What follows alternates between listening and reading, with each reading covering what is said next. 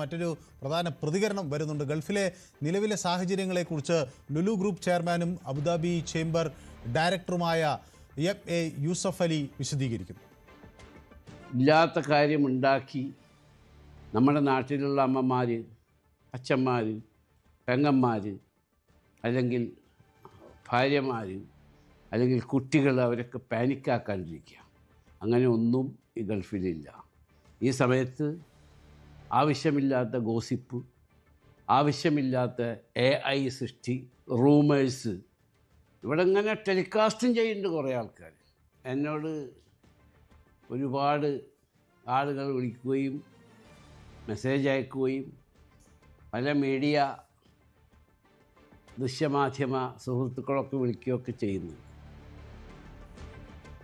എനിക്ക് പറയാനുള്ളത്, GCC രാജ്യമെന്ന് പറയുന്നത് നമ്മൾക്ക് അന്നം തരുന്ന രാജ്യമാണ്. ഈ രാജ്യത്തിന് ഒന്നും സംഭവിക്കരുതേ എന്ന് എല്ലാ മതവിഭാഗങ്ങളിൽപ്പെട്ടവരും പ്രാർത്ഥിക്കണം. ഏകനായ സൃഷ്ടാവായ ദൈവം, ആ ദൈവത്തിലേക്കാണ് പ്രാർത്ഥന നമ്മളുടെ കടമയാണ്. ഈ രാജ്യങ്ങൾക്ക് വേണ്ടി, ഈ രാജ്യത്തിലെ ഭരണാധികാരികൾക്ക് വേണ്ടി.